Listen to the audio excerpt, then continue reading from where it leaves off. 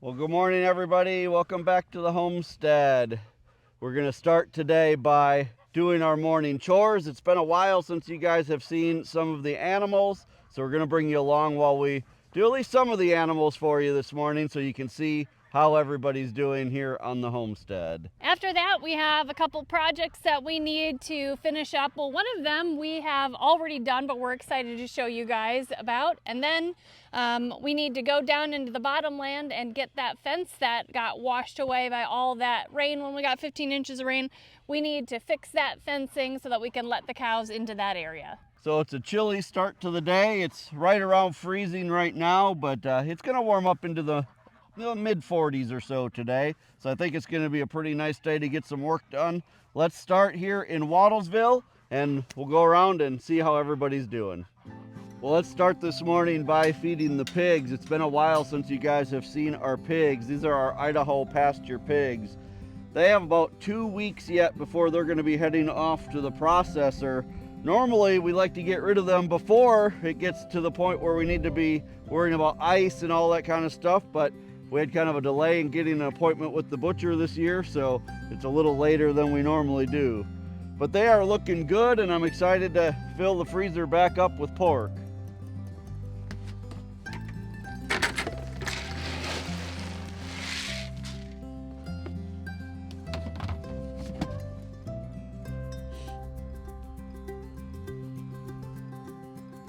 Now, in case you're new to the channel, these are Idaho pasture pigs. We raise them seasonally. We used to breed them as well, but over the last few years we've got out of breeding and now we're just raise them a couple every year for our own consumption. One is for us, me and Sarah, and the other one is for my parents. Well, good morning, pigs. There you go. Breakfast is served. You guys doing okay this morning? It was kind of chilly out last night, huh? Yeah, it was kind of chilly. But I think you guys got enough fat to keep you warm. In all honesty, the bigger animals like this, the pigs and the cattle, they actually do much better in this cool weather, the cold weather, than they do in the heat. So I don't think they mind this at all. And this time of year, we don't have to give them a wallow because they don't have to cool off at all, that's for sure. All right, let's head over to Wattlesville and let all the birds out. Next up of the birds.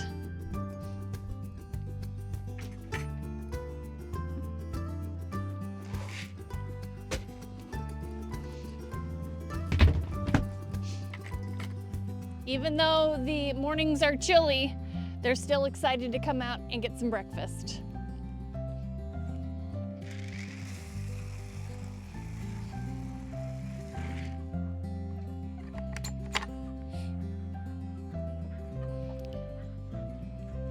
Morning, chickens.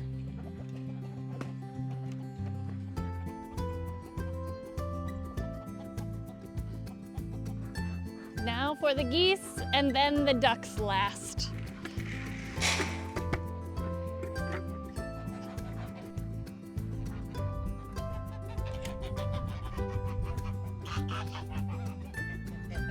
Morning, geese.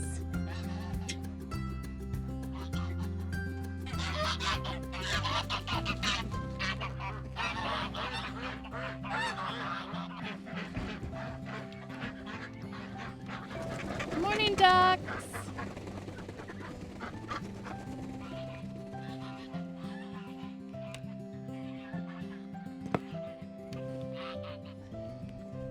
Well, the last few days, we've been getting 1 or 2 duck eggs, which seems really unusual in the middle of the winter, but we will take it because winter is a time when we get very few eggs from the chickens.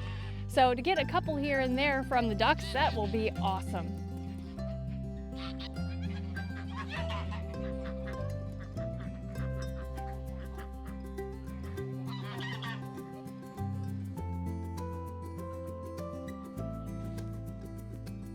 Well, we're into the time of year where we need to start carrying around our winter hose to fill everybody's water up in the morning because overnight everything is freezing up.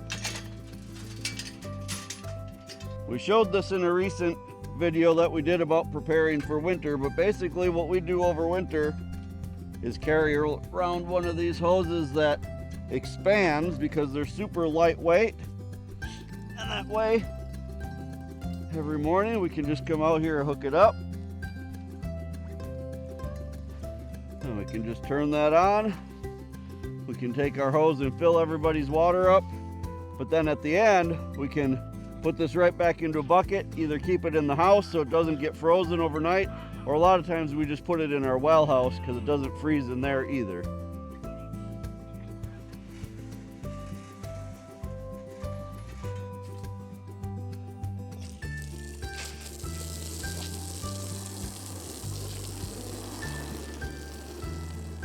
All right, let's let the American breast chickens out.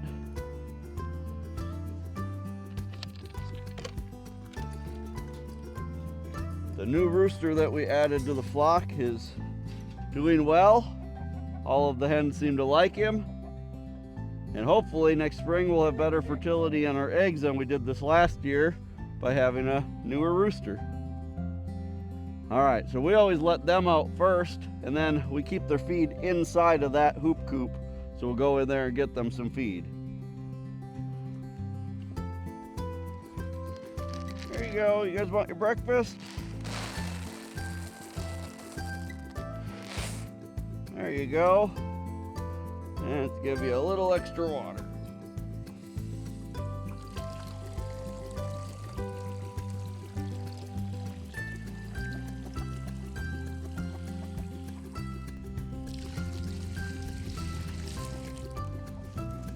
There you go. All right, enjoy the sunshine.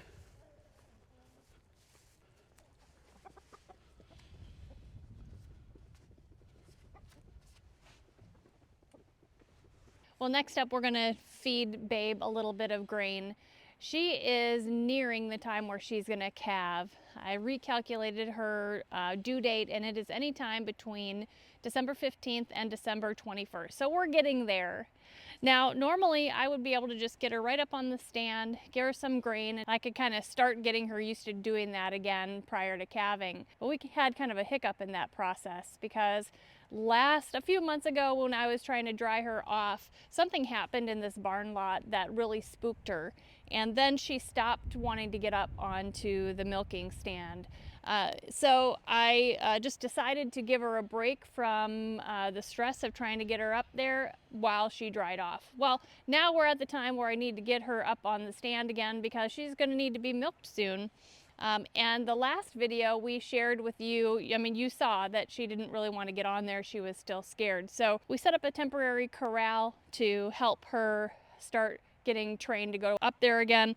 We've been working on it for about a week and she's doing really well. The last couple days she has gone all the way up on the milking stanchion and ate out of her bucket where it normally is when I milk her. So today we're going to do the same thing. Are you ready for breakfast? You ready for breakfast? So I'm going to go put some grain in her bucket. She may just follow me up there, but I may need to call her. So let's see how that goes.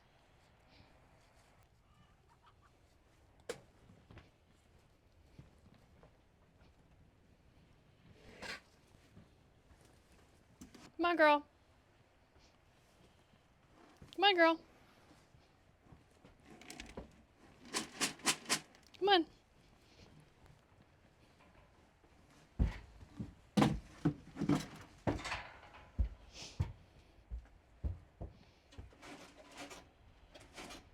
So once she got up here, I was able to come up here and start just petting her.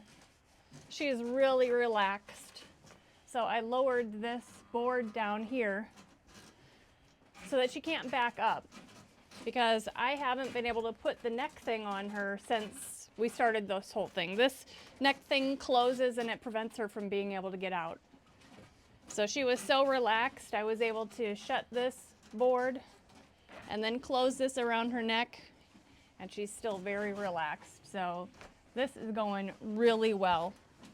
Now, just as a reminder, we milked her all last year, all her last lactation, and we went through this training process before she was ever milked.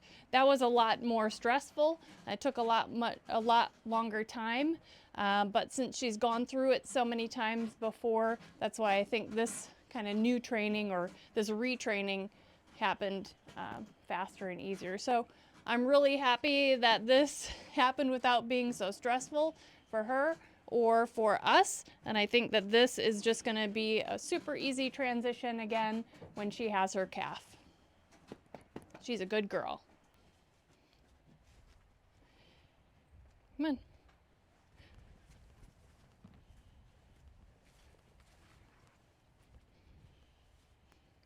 Well, we want to take a moment to thank the sponsor of today's video, Home Title Lock. We've been seeing ads for home title lock on the internet for several years now and never really thought there was a need for something like this in a small community like ours. That was until a couple months ago when there was a story all over our local news of someone right here in our county who forged the deed to a piece of land. That got us doing a little more research, and we realized that this is actually becoming a very common problem. If your home title isn't being monitored, scammers can transfer the title of your home into their name using a one-page document they file at the county. Then take out loans against it or even sell it behind your back. The scariest part? You won't find out until collection or even foreclosure notices start arriving in your mailbox. But by then, the damage has been done and you're left with a financial and legal nightmare. You can get a free title history report and a 30-day free trial of triple lock protection by going to HometitleLock.com today and using promo code LTH30. That's HometitleLock.com, promo code LTH30. Well, morning chores are done. So the next thing that we want to do is we're going to jump on the UTV and take you guys to show you some work that we've pretty much already completed, but we haven't shown you. A couple days ago, we worked on a project that really we've been needing to work on for several years. We've just not had the time to do it, but we finally found the time this year.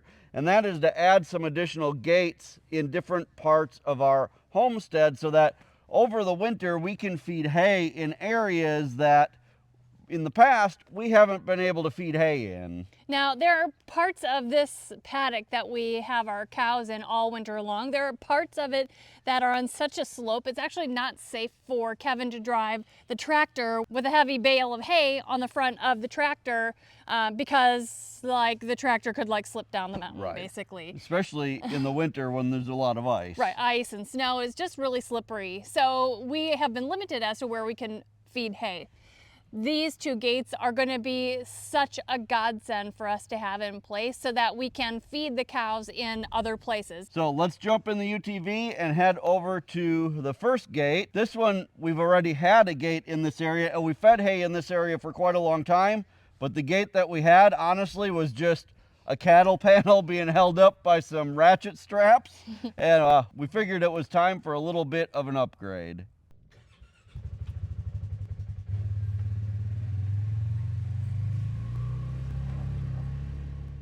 So this is the first gate that we put in. I used the auger on my tractor just a few days ago. I was actually pretty amazed that in both of the areas we put gates, I was able to drill down over 2 feet with the auger on my tractor, which here in the Ozarks is pretty unheard of to be able to drill down that deep. So I was happy to be able to get these poles cemented in good and strong. And then we just installed an 8-foot gate here. These are gates that we already had laying around, so didn't have to buy any new gates. That was great. And this is an area where, like I said, there used to be a gate here. It was literally, though, just a cattle panel attached to 2 T-posts, and then we would just kind of go through it when we needed to. So this is going to be a nice upgrade in the middle of winter. This area along here, we do feed hay here quite a bit over the winter. And in fact, this is where we mainly fed hay over the last 2 winters, because when we originally bought this place, this area was just overrun with weeds, ragweed and other things during the summer. And we've noticed that since we've started feeding hay on this hilltop, it has significantly cut down on the amount of weeds in the summertime. Let's head back to the other spot though, because we want to talk to you about that spot specifically and how we use the hay to cut down on the weeds. So this is the second gate that we've installed, and this is an area that you guys may kind of recognize because we did a video out here in the late summer showing you guys just how overrun this area was with thistles. And we cut them all down to get them under control. And now we want to start feeding hay in this area over winter so that hopefully next year we'll have a lot less weeds and a lot less thistles in this area. Now I'll tell you that this is also kind of a self-serving reason for me wanting to feed hay back here. Not only do I want this to be a nicer area for the cattle, but my hunting blind is right over here, and this is an area that I often hunt at. In fact, I've shot a lot of deer out in this area. So if I can improve this area and make it nicer for the cattle, it'll also be nicer for the deer. And hopefully next year it will be a more productive deer season than it was this year. There's a few reasons we want to feed hay here. Again, we have lots of weeds, and this is also an area where it's almost impossible for me to get in and bush hog with my tractor. There are so many rocks in this area that are big rocks, not rocks that we can pull out of the ground. They are like, you know, you see the tip of a rock sticking out of the ground, and then really it's like a mountain underground. So it's not something you can really pull out. And there are just so many of them in this area that there are some parts I might be able to bush hog, but other parts it would definitely not be good for my tractor to get into. So we're hoping by feeding hay, it will suppress these weeds, and next year we'll have much better pasture here. There are a few philosophies on feeding hay and how to do it. Some people will roll their hay out into a long line, and then the cattle will eat that hay and stomp on it and kind of grind that into the ground, and that will kind of reseed everything and snuff out some of the weeds. We personally don't do that. A couple reasons. We don't have a hay unroller, and we don't feel like our cattle would go through a bale fast enough to unroll an entire bale. Basically, when you do that, you want them to eat the entire bale within 24 hours, and anything left after 24 hours is pretty much wasted. Now, another thing that people do is a lot of people will have what they call basically like a sacrifice lot. And in a sacrifice lot, they will feed bales of hay in a round bale feeder, and they'll feed it in the same spot all winter long, and the cattle will come and eat in that spot all winter long. And by the end of winter, basically, that's just a big muddy mess, and it's not a system that we want to do here on our homestead. So we kind of do something in between. We do use a round bale feeder, but what we do is we move that feeder every single time that we feed hay.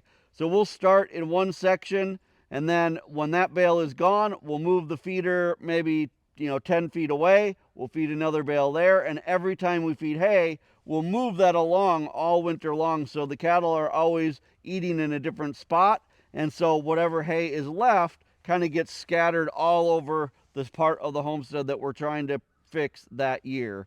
And that has worked out really well in other spots, and we think it's going to work really well in this spot as well. Now, this paddock that we're in here is really the largest paddock or pasture that we have on the homestead. We don't always use the word pasture because this whole thing isn't pasture. We have some flat land like this where there's grass, and then part of this paddock is like a 45-degree angle going down to another pasture in the bottom that we're actually going to take you to in just a second. So this paddock is I think it's about 50 acres, 60 acres, something like that, but not all of it is good grazable grass. The cows do go on all of it, but not all of it is good for grazing. Now, this paddock is where they will spend the entire rest of the winter, and the reason that we do that is because in this area we actually have a spring that runs year-round. And because we have a spring, it means we don't need to break frozen water for the cows to be drinking. That water doesn't freeze because it's always moving, and so they can drink out of that spring over the winter, and we don't need to come out with big bars or anything else to break ice for them, which is really, really nice. So we're going to jump in the UTV. You may remember that about a month, maybe 6 weeks ago, we had a big storm come through our area. We got just under 16 inches of rain in about 48 hours, and it caused a ton of damage.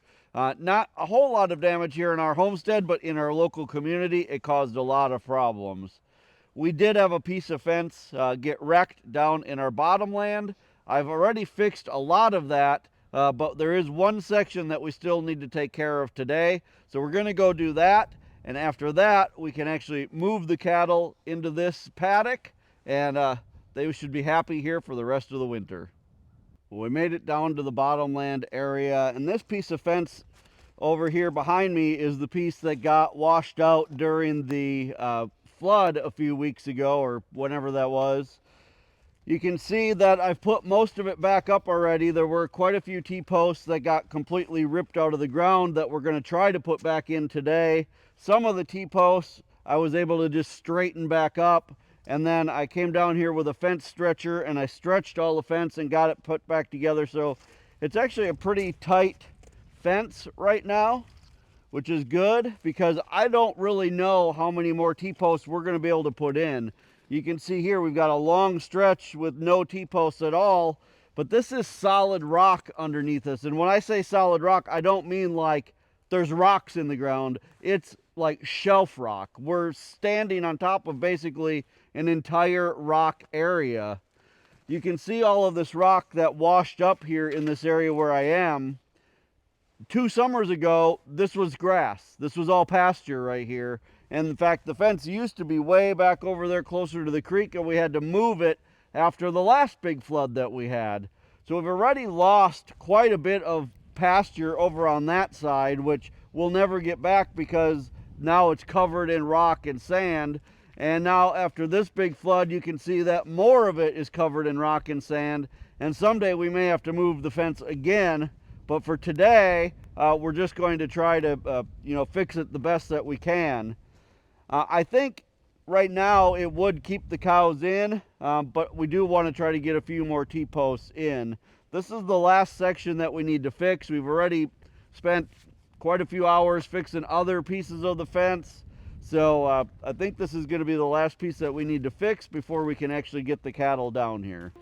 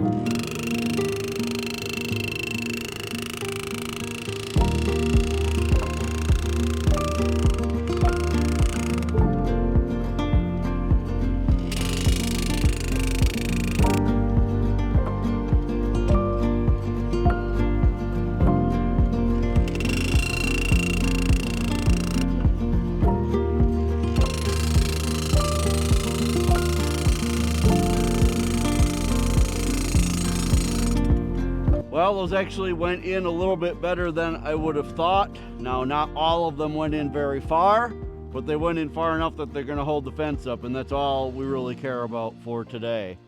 So I need to go around and put some T-post clips on all of the wires just to hold them onto the T-posts. And then we've got one last thing that we need to do before we can hopefully move the cattle down to this area. All right, so this section of fence is done. I think it's a pretty good strong fence again, so it should have no problem keeping the cows in. So like I said earlier, this paddock that we're in here it's about 55, 60 acres, something like that. It's a big paddock, and as you can see behind me here, a lot of it is a hillside. If we climb straight up from where we are right here, it's where we put that second gate that I showed you guys from up top. Now, there's one last thing that I need to do before we can decide whether or not it's time to move the cattle here for the winter. And that is that I need to follow this fence line all the way up that hill back up to the top to check it and make sure that everything is good. You may remember in a video, I don't know, a week or so ago, that I showed you that the cattle escaped and they got over into the neighbor's field. Well, technically that is this area over here. They also own this hillside, and so the cattle were over basically in those woods over there, which is not our property. Now, it's not really usable land over there, and to be honest, the people who own it, they live in another state and they haven't been here in, from my understanding, a long time.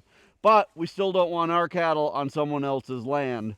So I'm going to follow this fence line all the way up. I'm not going to bring a camera along because honestly, it's not a very fun hike. It's about a quarter mile straight up this hill. It's slippery. There's lots of leaves. It's wet right now. It's cold. So I'm just going to hike it and check the fence the best I can. Hopefully I won't find anything, because if I do, it means at some point we need to carry equipment all the way up there. There's no way to drive on the UTV or anything like that. So I'm going to climb this hillside. Sarah's going to jump in the UTV and meet me back up at the top along with you guys. And hopefully I'll have a good report saying there's nothing wrong with the fence and we're able to move the cattle.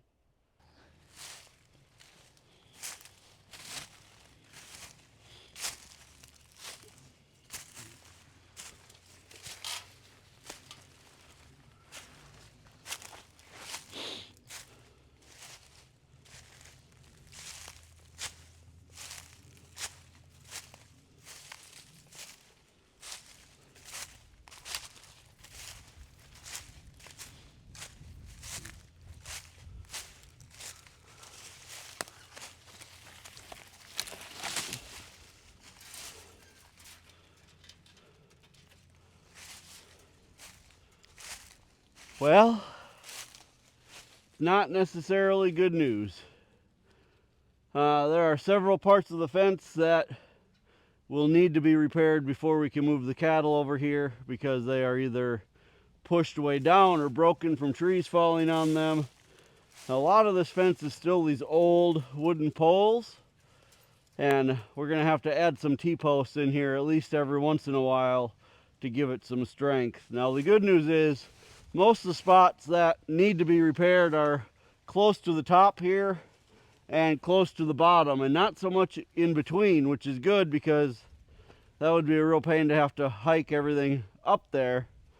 In the middles, in the spots kind of in between where the fence is broken or pushed down or whatever, in almost every situation there's a small tree nearby that we should be able to attach the fence to. And even though that's not ideal, I don't really like attaching fences to trees.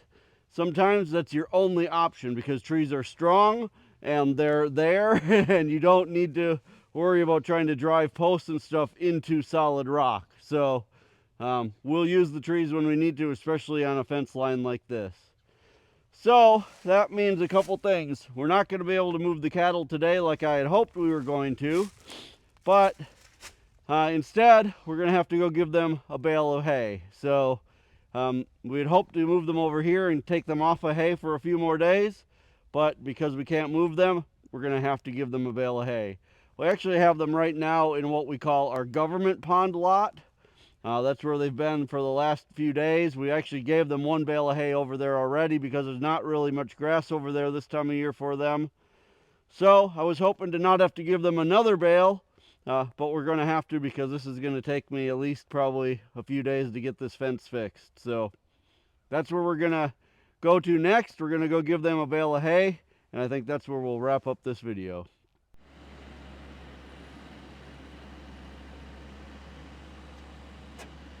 Well, they are standing ready for another bale of hay, so we're going to go ahead and give them that. What Kevin and I do is we kind of work as a team. I take some of these cubes and I walk kind of far away. The cows will follow me because they like the cubes. That is their distraction, so then we can bring the bale of hay in and put it in the feeder. So that's what we're going to do. We're going to distract the cows and have them follow me. Come on, cows.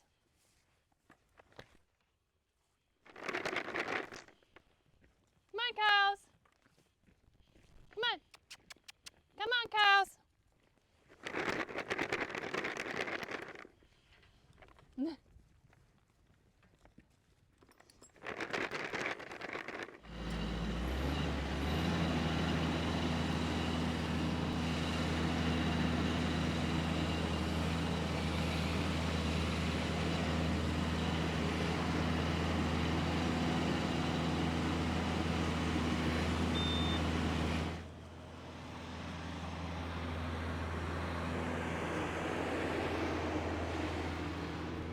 Annie, no.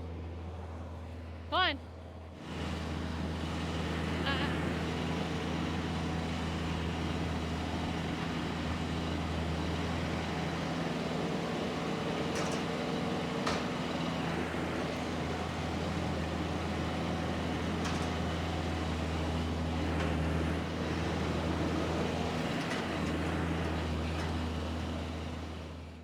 Well, this isn't exactly the ending I was hoping for today. I was really hoping we would get the cattle moved down to that bottomland area and they could stay there for the rest of the winter, but that's kind of this life, you guys. There's just more and more work to do. It piles on every day and there's not always time to get it all done. So sometime in the next couple weeks, we'll get that fence fixed and then we'll be able to move them. And that just means that until then, they'll need to be over in this area eating hay, which hopefully won't short us when we get to the spring. Well, we are glad that you guys joined us today while we were working on some fencing, and hopefully shortly we'll be able to move these cows and they'll be in their final place for the winter. If you're enjoying videos like this, make sure that you hit the subscribe button, and remember, the best way you can help us here on the homestead is just to share our videos on your social media. Until next time, thank you so much for stopping by our homestead. Take care and God bless. God bless.